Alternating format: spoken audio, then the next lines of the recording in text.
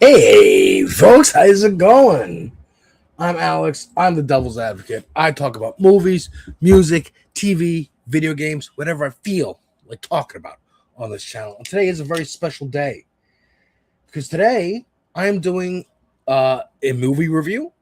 I'm actually doing a double movie review, and I'm doing it live, folks. So if you want to catch me live for some of these random movie reviews and events, check out this Space TV over on YouTube. Okay, it's on the top of the screen. It's in the link in the description of this video.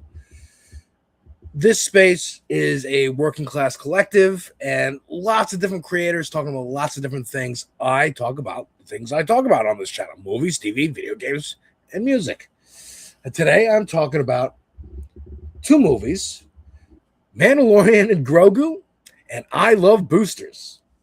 Two very different movies, if I do say so myself, but a similar kind of theme, at least to me. And I kind of wanted to explore this idea. Which one do I want to talk about first here? I would say maybe let's talk about Boosters first. So, I Love Boosters is a movie. Indeed, it is. Let me get a little graphic on the screen here. Yeah.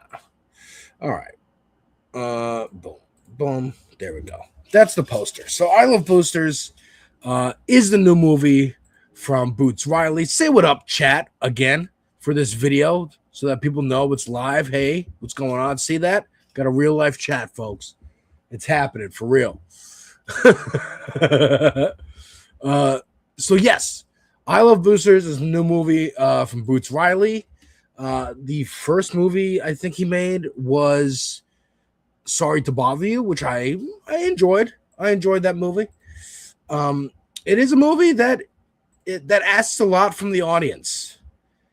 Meaning, if you do not go with where that movie goes, you will not like it. It will be too much. You will hate it. Hate it. And I can tell you that this is proven correct from his new movie, I Love Boosters, because I'm with my wife and she hated it. Hated it. He does a lot of like hyper realistic stuff. Mixed media, and if you don't go with that, then it's gonna really piss you off.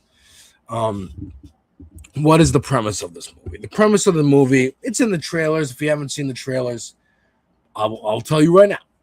Keke Palmer, shown right here, and her like crew of friends are boosters. Meaning they go to high-end fashion stores and they steal stuff and they sell it on the street. Meaning like out of their houses or, at clubs and stuff and find customers. I mean, we get a first look at this. There's going to be a little bit of spoilers in here. But we get a first look at this when she goes to a club and she starts dancing with a guy and she asks what size shoe he is and he goes, "Oh, very forward, aren't you?" And she's like, "Well, I'm kind of trying to find out." So he says size 12 and they go back to her apartment and then she has all these clothes in her apartment and she's like trying to sell him shoes. And he's like, "Oh, this actually isn't your apartment, is it? This is a storehouse for all the stuff you've stolen. You actually don't want to like have sex with me. You weren't asking my shoe size to try and get an idea of my wang size. You were literally asking my shoe size."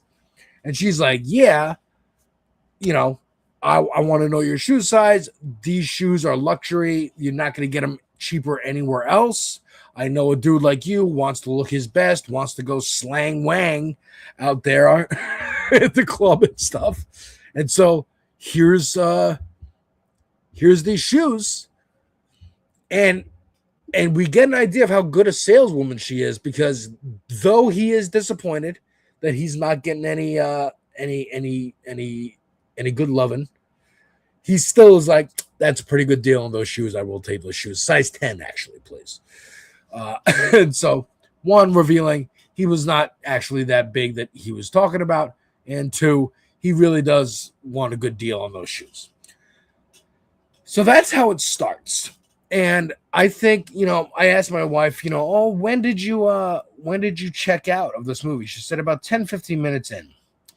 And I was trying to remember what happened because a lot happens in this movie. And what happens 10, 15 minutes in? One of the other characters. Matter of fact, let's talk about who's in this movie. Let me bring it up on IMDb, folks.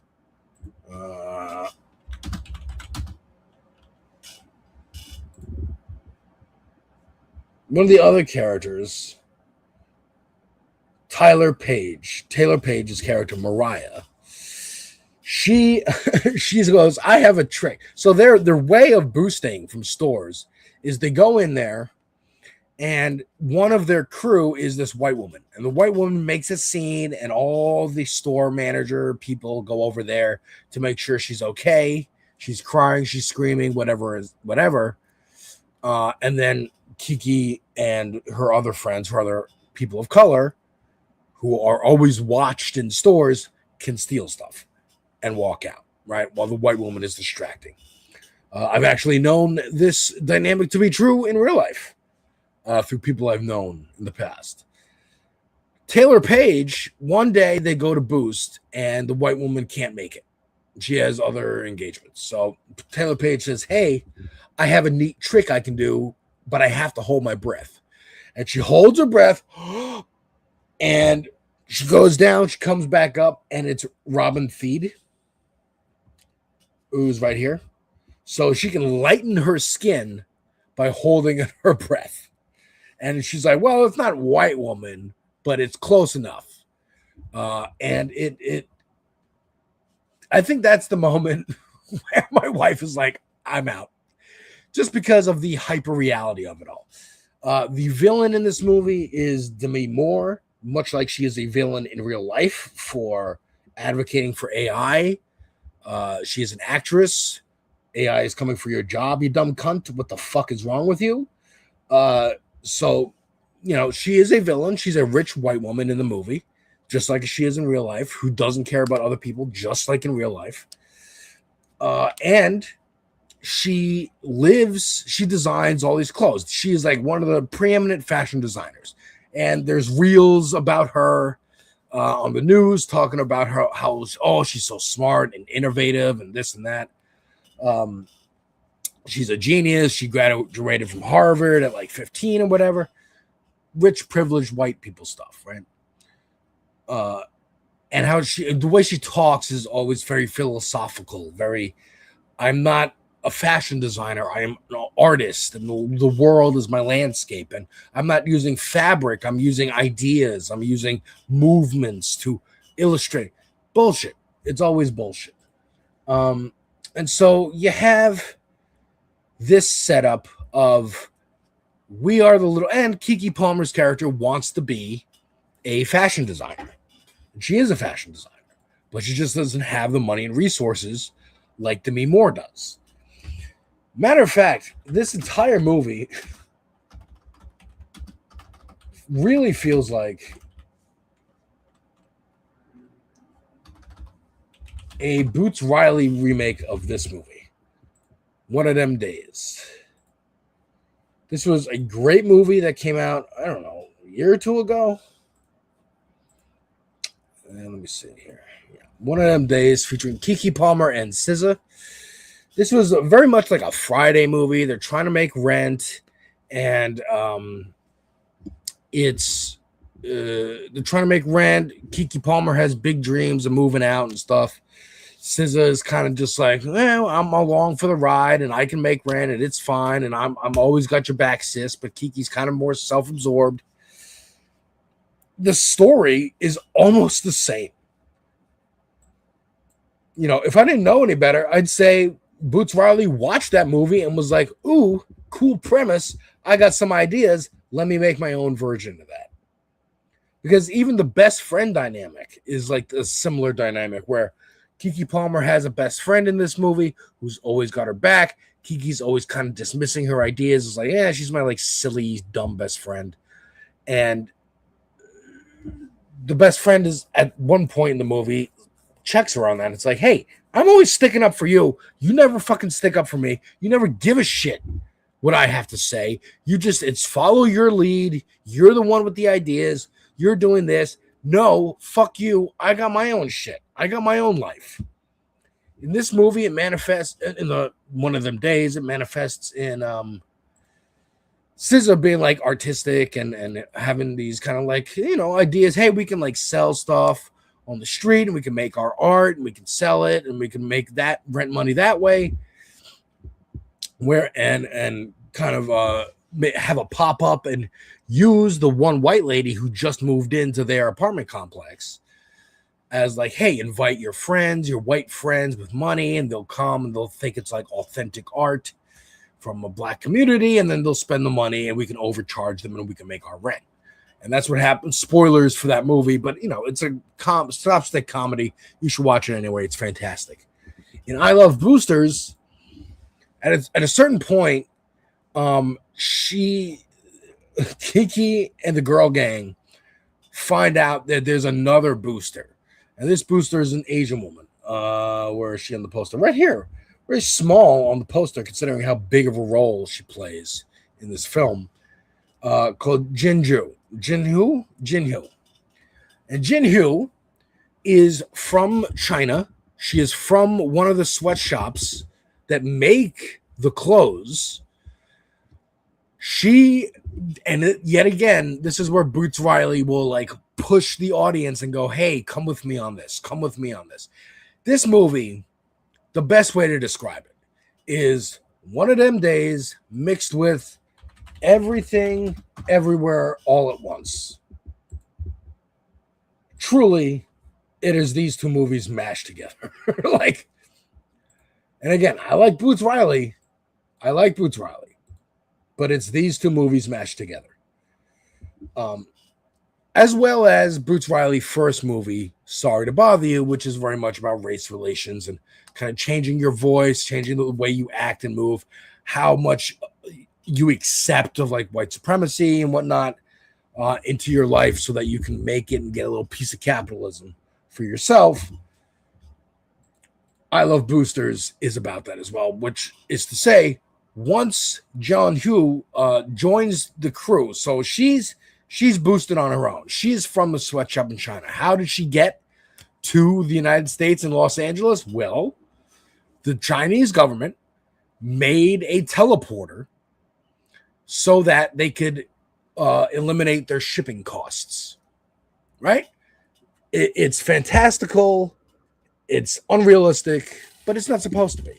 Just like that earlier scene when one of the characters holds their breath to lighten their own skin. And, it's cartoony. It's goofy. It's making a point, right? Amazon is using drones. CVS and all the pharmacies, all the corner stores are using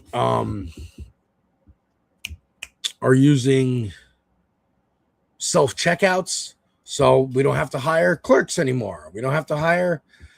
All the staff has to do is walk around the store, make sure no one's stealing, unlock, shampoo and whatever from the shelves, and that's it. And lock up and close up the store every day and open up the store every day. That's it, right? They want to lower their costs of doing business. So in the movie, instead of like Amazon drones delivering or Uber's fantasy of having driverless cars, instead of hiring people to be Uber drivers, like that was the whole point of Uber and Lyft, was they thought they were going to have automatic cars. They thought that they weren't going to have to pay cab drivers that much. And one, we're not even a cab company. We're an app company. So we don't have to follow any of the rules of a cab company.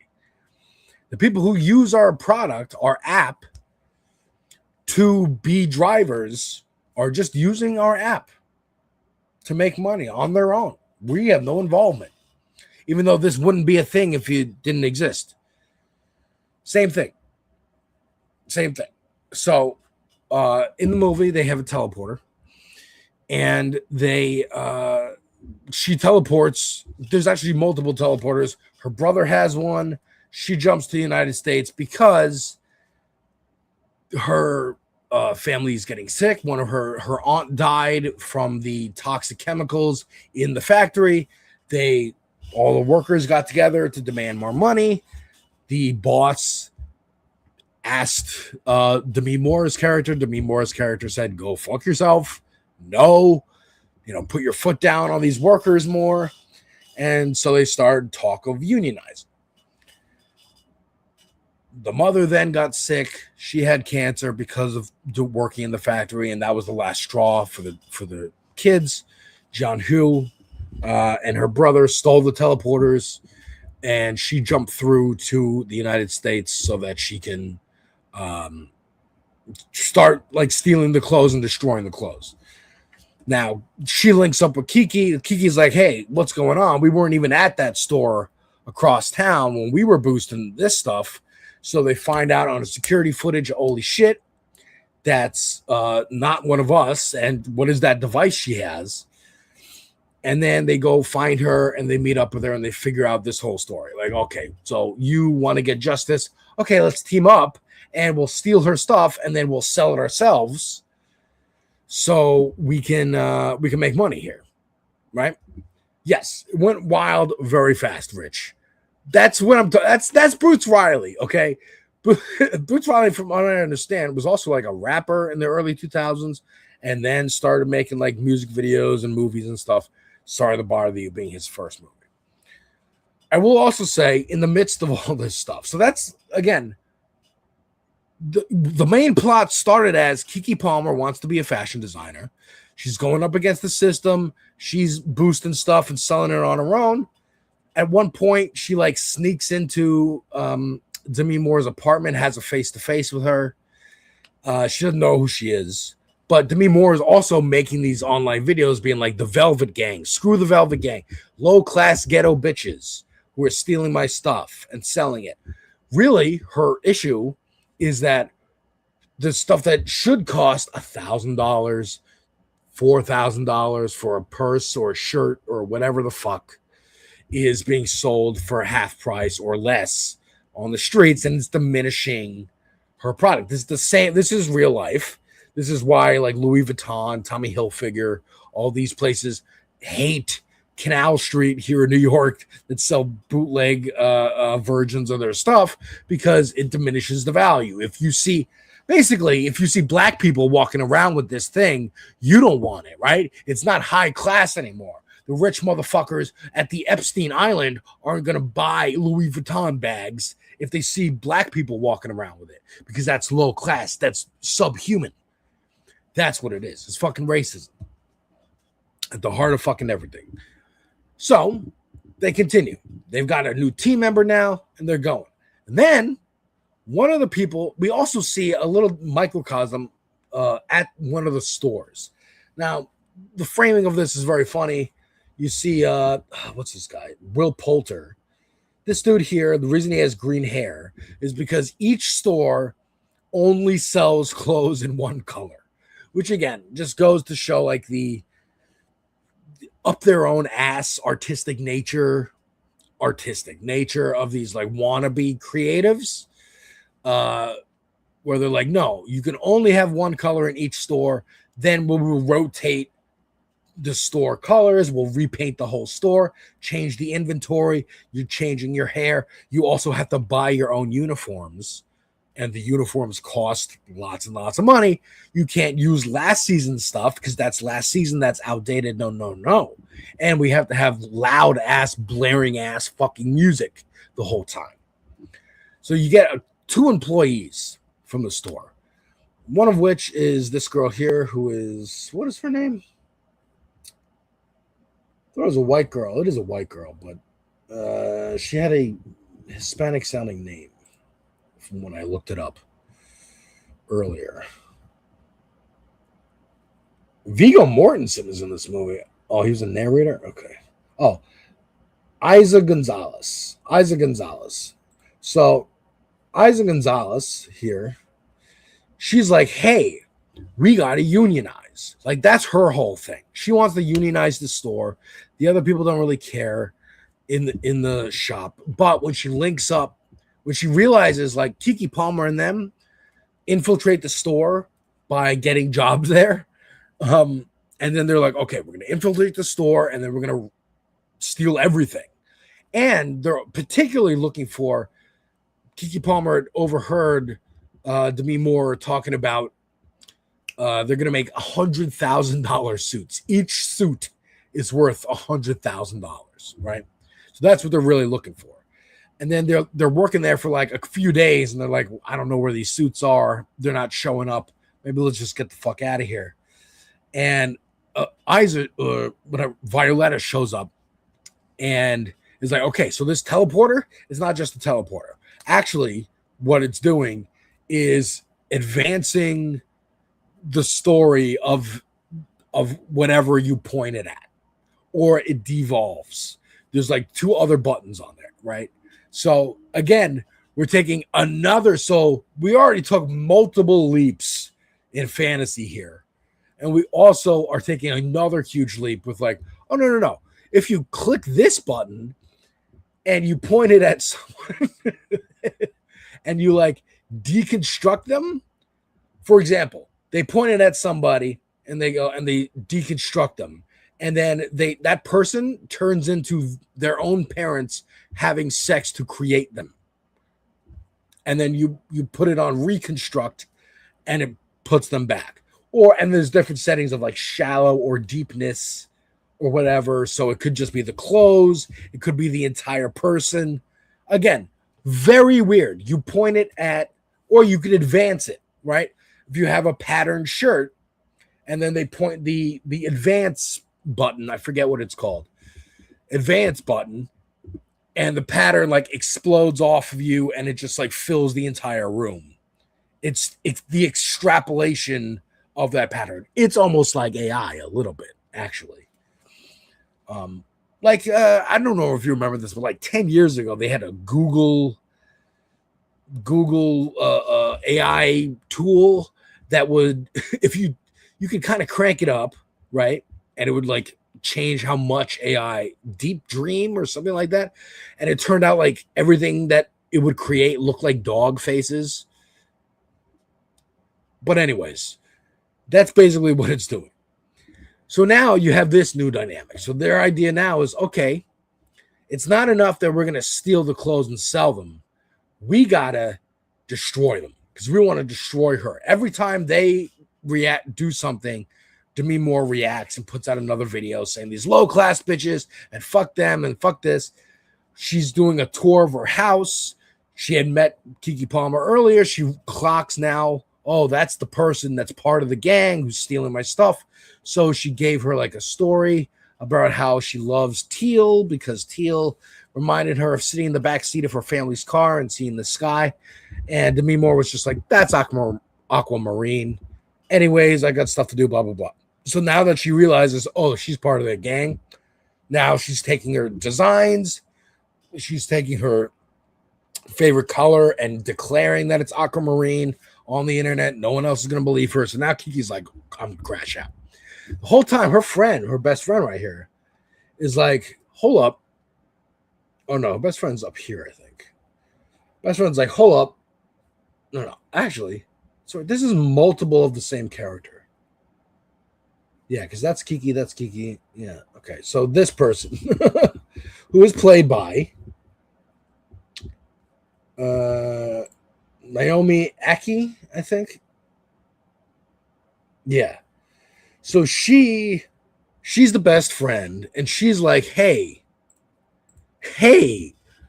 She's kind of like in this pyramid scheme cult group, and brings Keke at one point of like, here's how we can make money. And it's like, I don't know about this, but keeps bringing it up.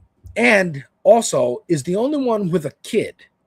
So she's like, hey, I got to make money for my kid. Like, whatever this is about, like, sticking it to the man and revolution and blah, blah, blah. I don't give a fuck. I need to make money for my kid to eat. I need money to live.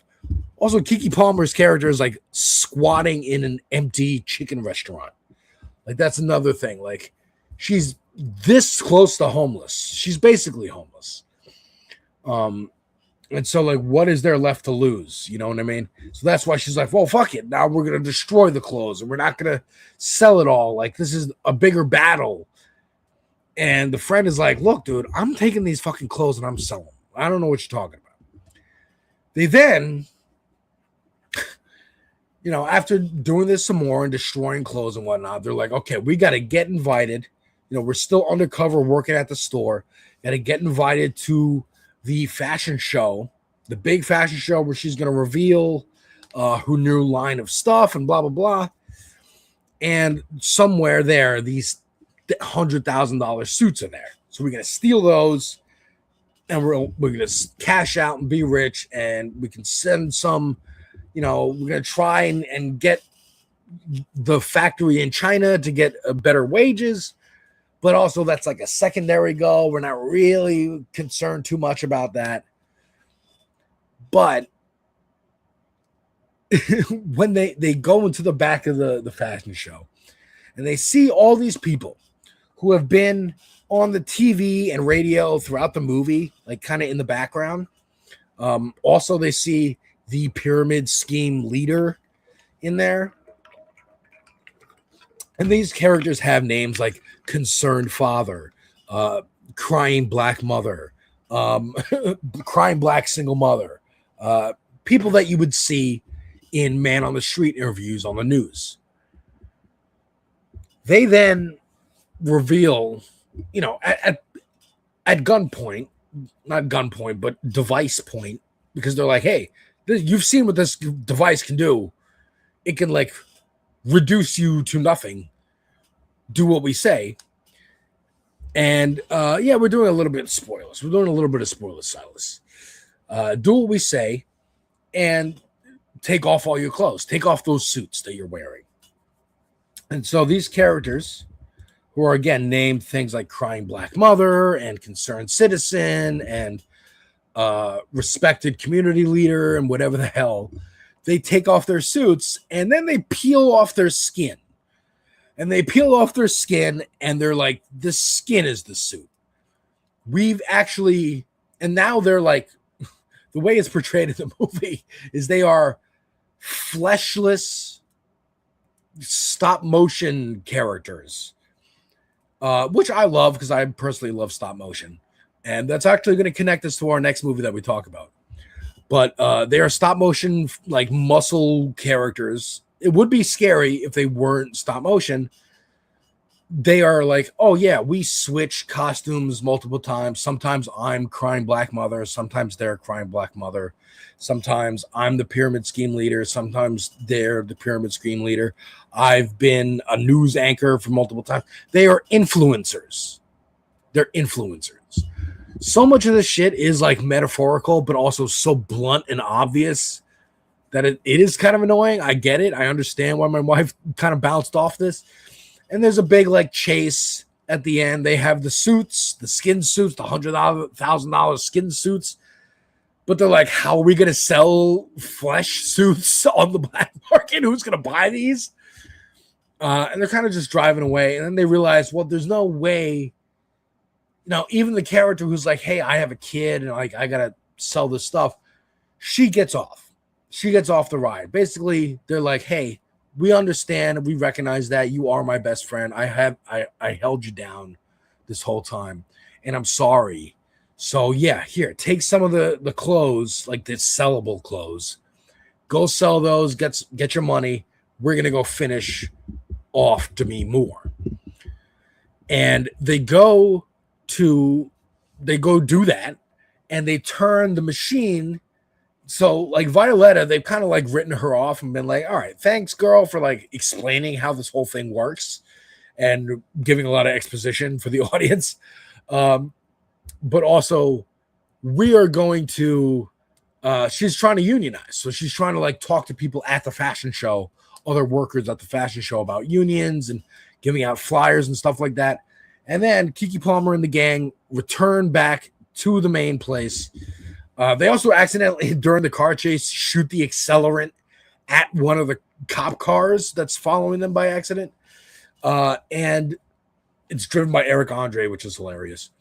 And they accelerate the cop car, and it turns into like a giant monster truck, tank, armored vehicle, militarized cop vehicle, because that's what happens if you advance that line of thinking, right? You get a police state. You turn them into super soldiers. So that's kind of what happens there. They get back to the fashion show. They point the thing at Violetta organizing the union, and then everybody's already in the union. They actually teleport the beam from China through one of the teleporters into, so it like doubles back on itself.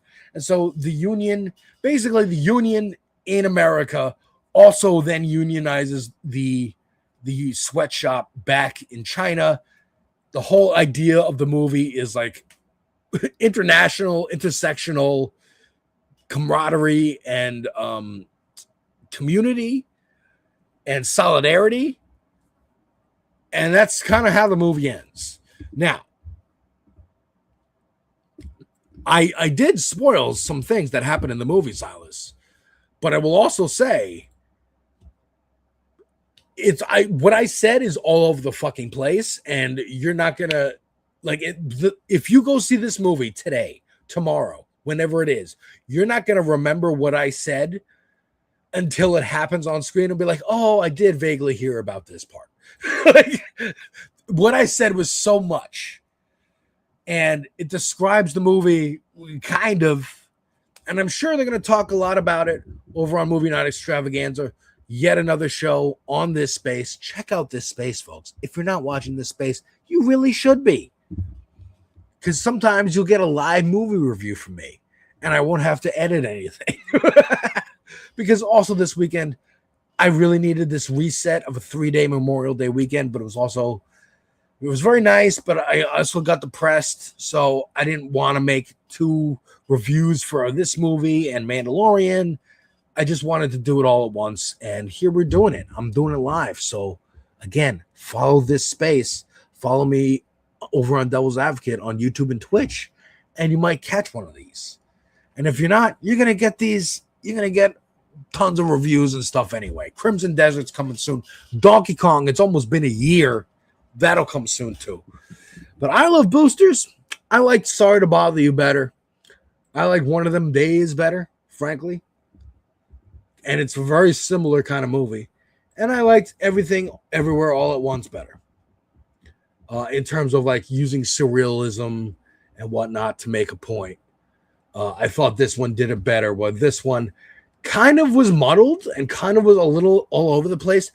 He's even said in interviews, I will point to Lakeith Stanfield's character as this example, because Boots Riley had said, like, he had an idea for this character and he didn't really know where to put it. And so he just kind of threw it in this movie, even though it doesn't really serve a purpose. I will say it does. I think it does. In that, if the movie is showing what someone under late stage capitalism is living like, right? Whatever my condition, your condition watching, Keke Palmer's character is squatting in a closed down chicken shop, right? So that's her life. And she's like, I don't want to risk losing this. You know what I mean? Going to jail, something like that.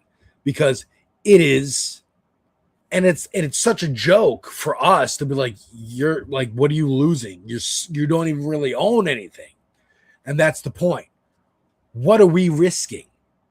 Like, we need to do something other than cower and talking to the internet or tweet or whatever, because we barely have anything to fucking lose.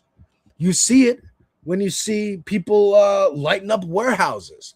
You see it when you see people running up on the White House like they did this past weekend, or running to the White House Correspondents' Dinner, or showing up to a rally, or showing up to Mar-a-Lago. with a blam blam and a pew pew. Because people don't have much to lose anymore. I had lots of clips that I could have talked about today. I don't want to. I want to talk about these movies because they also make that same fucking point. There's not much left to lose. Lakeith Stanfield's character is kind of the devil. He's not the devil, but he represents temptation. Because apparently he's so amazing in bed and blah, blah, blah. He sucks the soul out of he literally says, I suck the soul out of pussies. That's what he does. Pussies, dicks, men, women, throughout the ages. That's what I do. But I have found you and I love you and I kind of want to be with you and I'll stop sucking souls out of pussies. We don't even have to do that to be together. But throughout the movie, he keeps showing up and she keeps being tempted, right?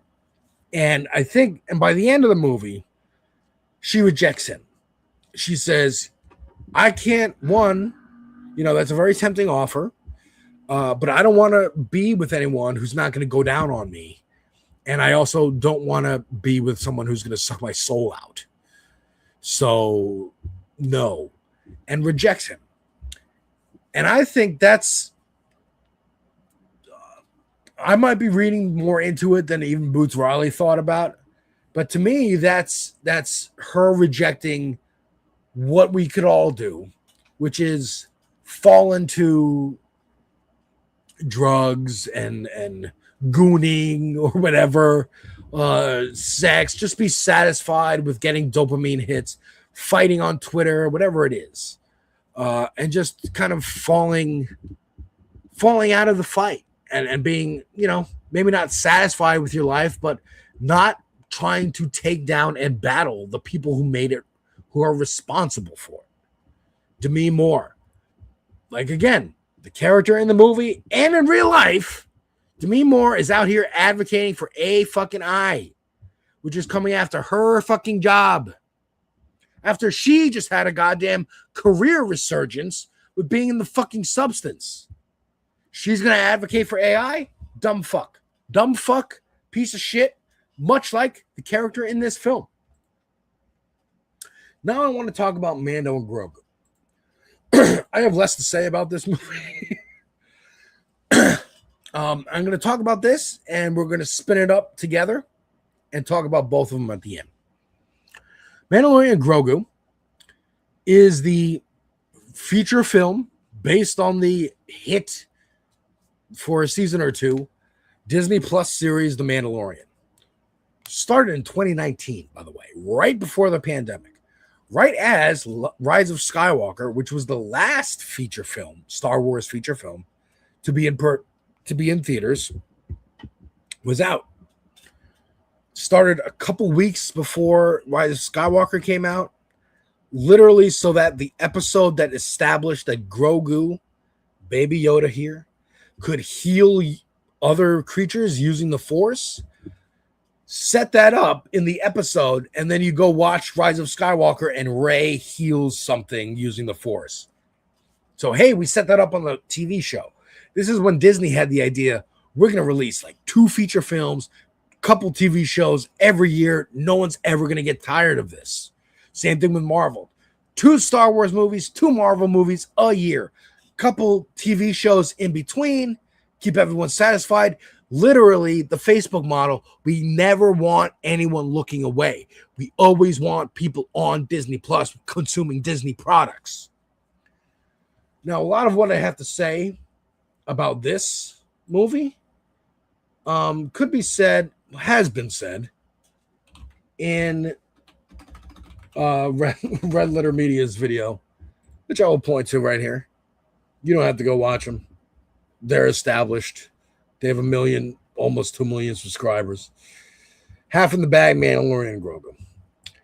It is, I think, one of the worst Star Wars movies. It is, the series had character arc.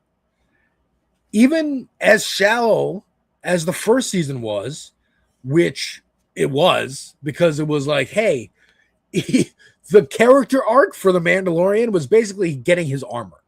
He would go after people who had the medal that they wanted, the Mandalorian medal, which was Beskar. He would go bring that back to his clan. The clan armorer, mystic, wise woman would forge it into a new piece. He would stick it on. Boom. That's the fucking show right there. The show was created by Jon Favreau. Jon Favreau, clearly Gen X, cusp of boomer, clearly grew up watching, the original Star Wars movies and the Boba Fett debut. Holiday special. So Boba Fett made his official on-screen debut in the animated short segment, The Story of the Faithful Wookiee, within the universally panned Star Wars Holiday Special, which aired on CBS November 17th, 1978. This is what Boba Fett looked like. And this was like hyped up, right? In magazines. The sequel to Star Wars is coming. Empire Strikes Back. New characters, new creatures. Like what we get now, where they do that. And they show, here's new creatures, here's new toys to fucking buy. And Boba Fett was debuted. Literally, this entire segment, most of it, is like in the first episode of The Mandalorian season 1. Like this creature, this weapon that he uses, which I think disintegrates, to the point where there's even an in-joke in Empire Strikes Back where he looks at Boba Fett and says, no disintegrations, Vader does. And I think that's because if you had watched the holiday special, you would have gotten that joke. Oh shit, he uses a disintegrator. You know what I mean? Here's him using the disintegrator. George Lucas always wanted this idea of like cross media. You know what I mean? Like we are, what happens in a TV show matters, what happens in a comic book matters, what happens in the movie matters. It's all connected, it's all one universe. And that's a cool idea. Does it always work? Not necessarily. Because then in the 90s, you get the prequels come out, which are panned for the most part. My generation, I think a lot of us like them to a certain varying degrees. I'm of the opinion that reworked a little bit, they could be all right. The story beats are okay. It's the execution. But they also give Dave Filoni, let's look at Dave Filoni, the keys to the Clone Wars cartoons. They say, hey, Dave Filoni, can you make a cartoon series about the Clone Wars and those 3 years in between Attack of the Clones and Revenge of the Sith? And he says, sure thing, George. And then that cartoon series is wildly successful and goes way beyond the 2 movies that are out, right? Clone Wars keeps going as a TV series on Cartoon Network.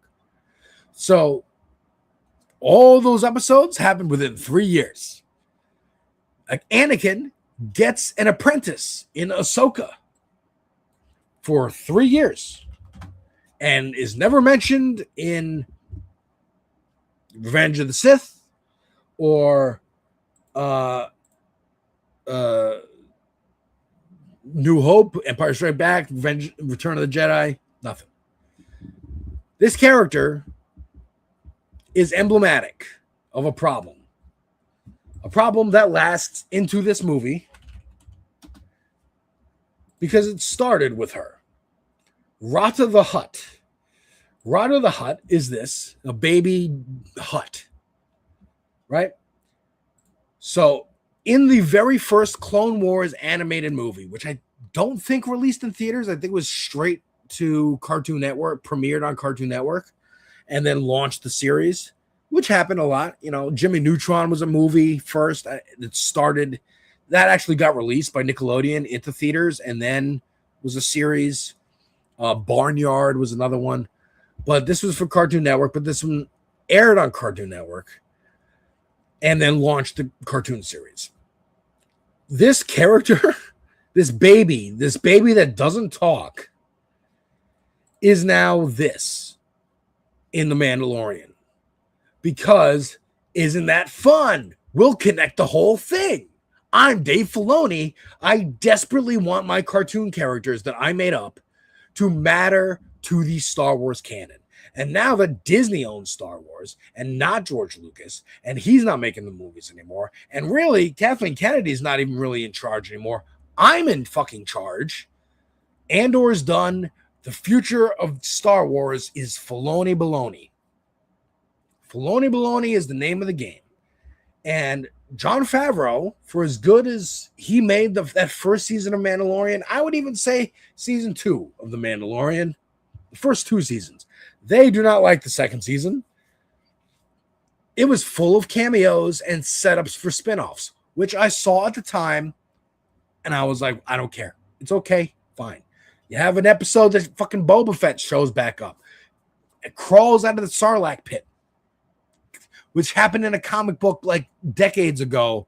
But Dave Filoni remembers, and Jon Favreau remembers, and they wanted to have Boba Fett be the star of the show, I guarantee you, because a Star Wars story was going to be a series of movies that came out. But then Disney decided they wanted their own streaming service, and Rogue One and Solo didn't do too well. So instead of making a Obi-Wan movie, a Yoda movie, a Boba Fett movie, they said, we're going to put it all on Disney Plus. That's where you got the Obi-Wan TV show that sucked and was stretched out because it was supposed to be a 2-hour fucking movie. That's where you get more like Dave Filoni. I agree, John. I agree. That's where you get the Boba Fett TV series, which came after season 2 of Mando with 6 episodes. The last 2 episodes, Mandalorian focused. Actually, last 3 episodes. Crazy. So season 2, I think season 1 and 2 are okay.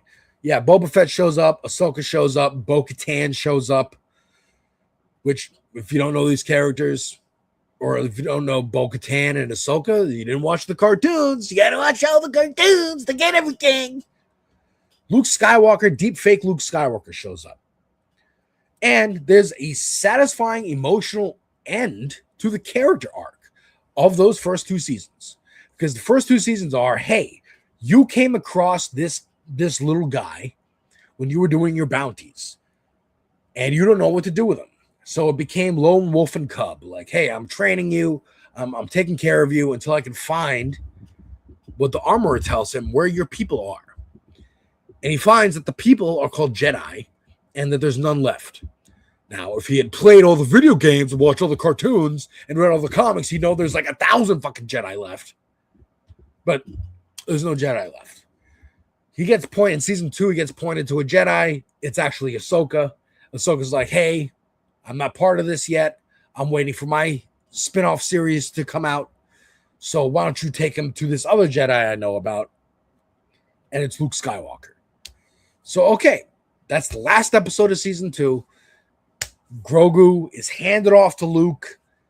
It's a tearful goodbye, but it's like we know that Grogu will be safe up until, Kylo Ren burns down the whole fucking Jedi temple in the sequel series, because the sequel series is still out and it's still canon, and I'm waiting for them to make a cartoon series going, hey, actually, it's not that bad. Look at all the shit that was happening in between, just like the Clone Wars.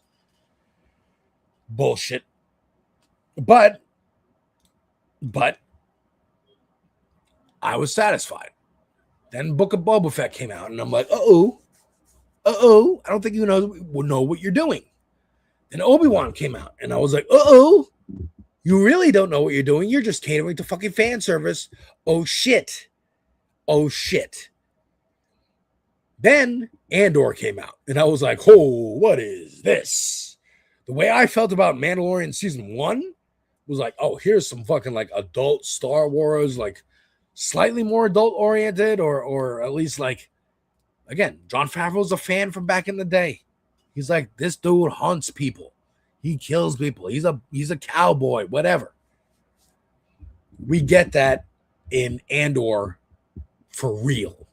We get real revolutionary shit. We get real fucking scoundrel, morally gray characters. We get actual satisfying character arcs. And we get that for 2 seasons. And it should have been 5. It should have been 5. But I'll take the 2 we got and I'll hold that. Matter of fact, I want to buy that shit on physical media because who knows? Disney might fucking delete it. That's why I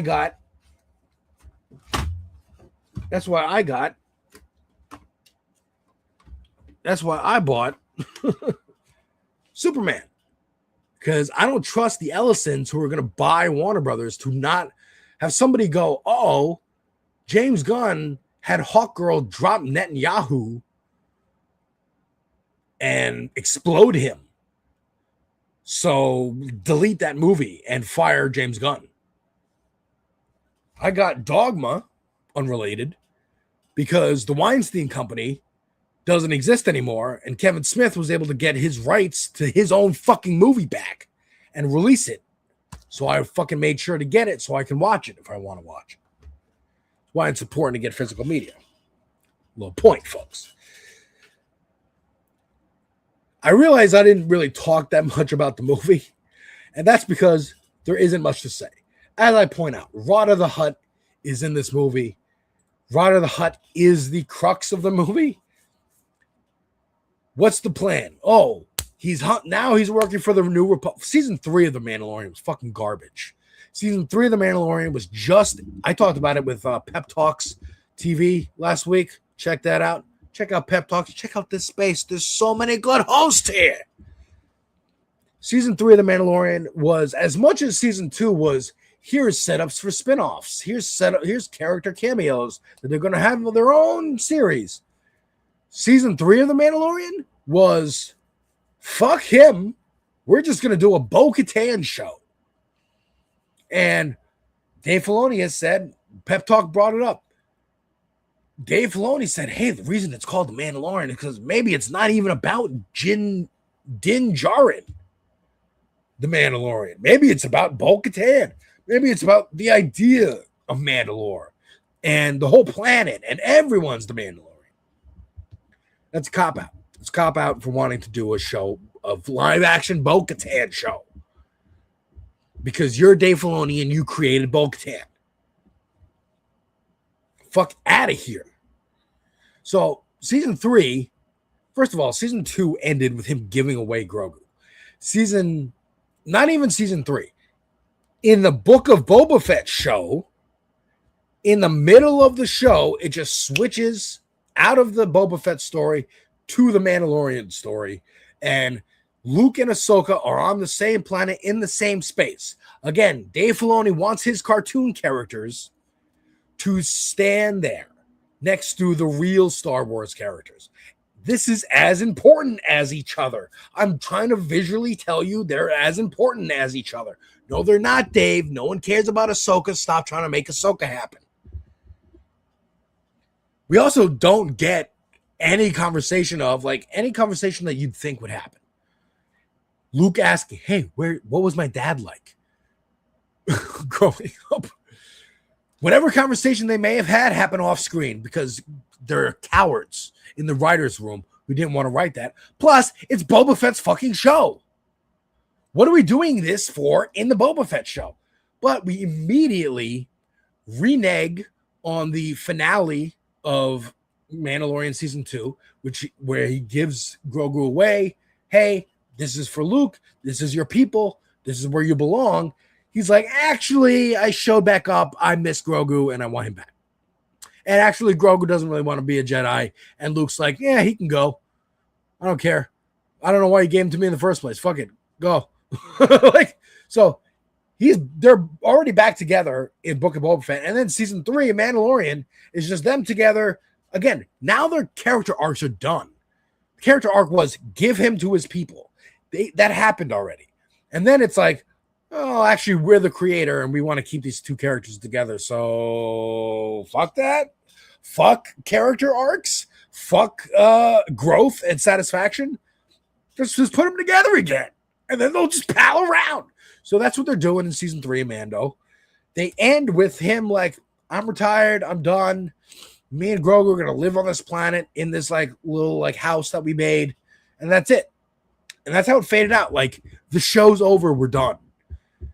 This movie is they're working for the New Republic, doing bounties and catching Imperials or whatever. That's the only cool part of the movie, is the very beginning where they're killing fascists. Cool. You're killing fascists, you're killing stormtroopers, runaway, you know, exiled Empire people. Fine. You catch the guy, and then they're like, hey, we need this guy who's like financing all the different Imperial warlords. And if you find this guy, he's got all the information. We don't know who he is. We just know he's called Commander Coin. And the only people who know where he is are the Hutts. You got to go to Now Hutta, the center of the Hutt Empire of crime, and go negotiate. So he goes there, and there are the Hutt twins who we saw in the Book of Boba Fett showed up. And they got to go, and they point him, hey, we'll tell you about Commander Coin if you go rescue our nephew, Rada the Hutt, the son of Jabba the Hutt. And as soon as they said, here's an old picture of him, we only have an old picture, and it's a little baby, I was like, that's the fucking one from the fucking Clone Wars movie, isn't it? And yes, it was. Yes, it was. Voiced by Jeremy Allen White for no reason, by the way. That was interesting. Martin Scorsese's in this movie. I will show you who Martin Scorsese plays.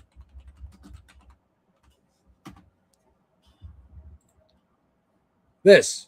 He plays a monkey. He plays a 4-armed monkey character. And I believe he plays that character because Disney saw him say, you know, Marvel movies and Star Wars movies are not cinema. They are like a roller coaster. And they said, we're going to sun you and fucking make you eat your words by backing up a truckload of fucking money and making you a fucking dancing monkey for us. That's what I think happened. That's just my theory. But anyways, the whole movie is them trying to save Rada the Hutt. They do it halfway through the movie. They catch him. They catch Commander Coin. They bring Commander Coin to the New Republic. Movie's over. But then, Rada the Hutt, actually, we were going to send him off and have him live peacefully, because that was his whole thing. I'm a gladiator on this planet. Once I win my last fight, I'll be free to make my own way. And I'm popular now because with the crowd and everything. But of course, the commander who's in charge of him is also Commander Coin, is the guy that Mando's looking for. So what a fucking convenient coinkydink. And of course, he's not going to let him go free after his fight. This is your last fight. We're going to send all the creatures at you to kill you. And look at all the creatures. They're all the creatures that were on the chessboard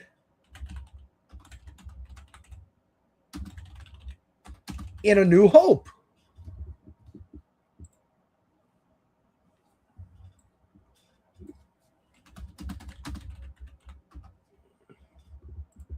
So like these creatures, all these are the creatures that show up in the gladiatorial arena. That's what this movie was. It was just Jon Favreau and Dave Filoni being like, hey, what can we throw in that we miss? What are the toys that we had? This is literally the definition of action figures smashing against each other, because there really is no story. Red Letter Media dudes said it felt like it was written by AI and even like voiced by AI. Maybe this was Disney's attempt at like, can we make a fully AI movie? And while I was watching it, I fell asleep at one point because they wandered through the swamp for like 30 minutes between Act 2 and 3. And I kept like drifting in and out of sleep. And I was like, they're still in the woods. Okay, I can rest my eyes a bit. They're still in the woods. Did they meet up with each other? No, they're still in the okay.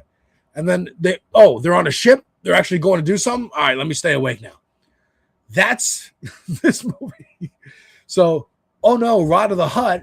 We thought we both caught Commander Coin and saved Rada the Hutt and like secreted him away so he can be independent on his own. Oh no, actually the Hutts had a different bounty hunter following you, and found his ship and kidnapped him. He's going to be tortured for hundreds of years.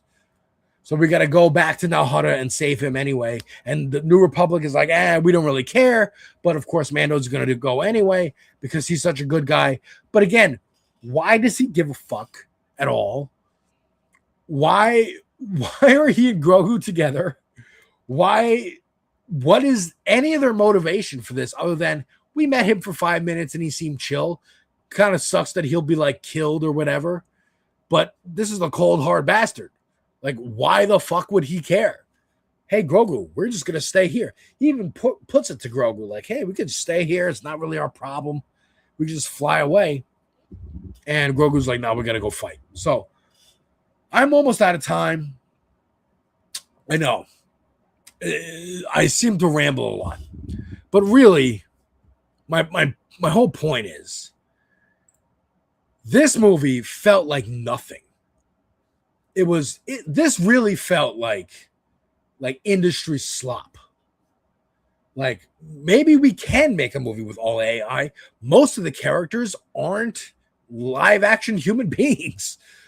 They're either a character with their mask on the whole time, or most of the time, puppets, which, they used real puppets. Nice. Good job, Jon Favreau.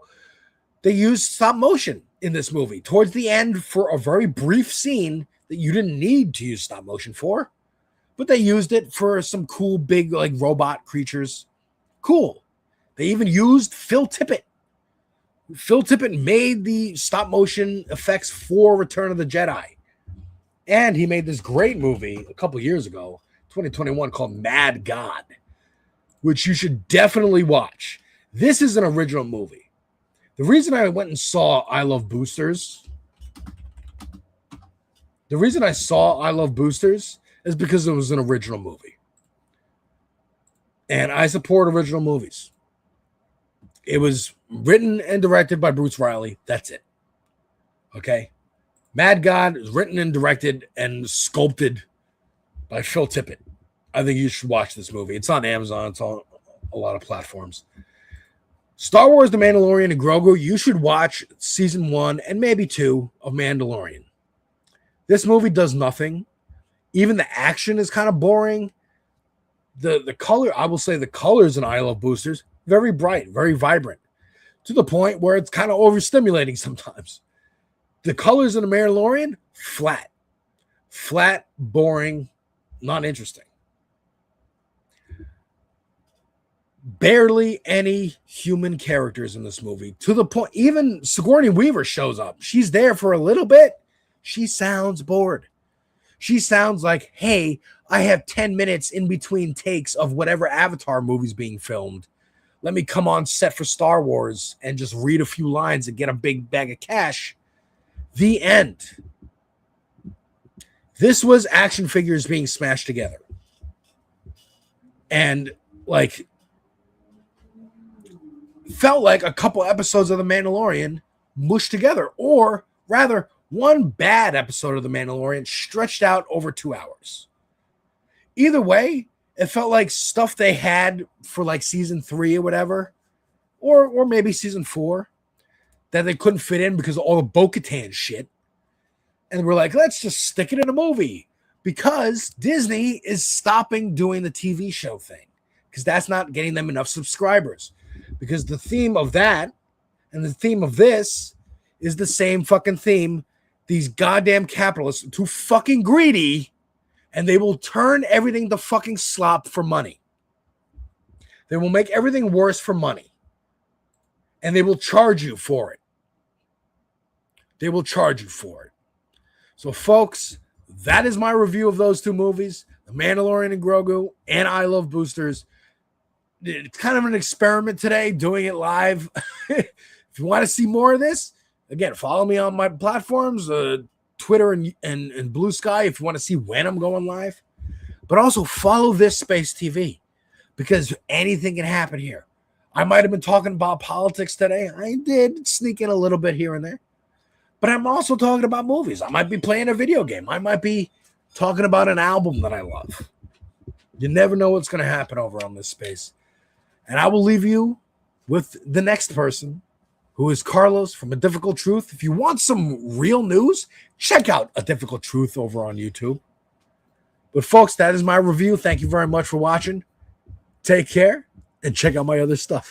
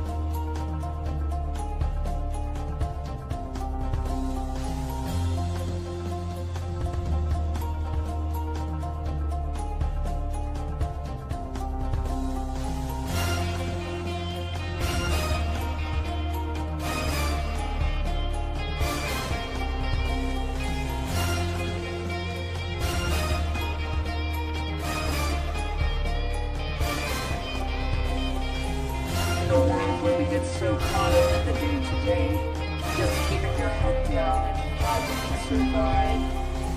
We float by each other like ghosts every day, ignorant to the struggle, the fight with one another, complacent with the fact that our systems are broken, with the fact that the top 10 will always be first in line, the fact that we are killing our planet and allowing them to keep us divided. We must stand together and rise up. It's time we wake up, and that is a difficult to go through.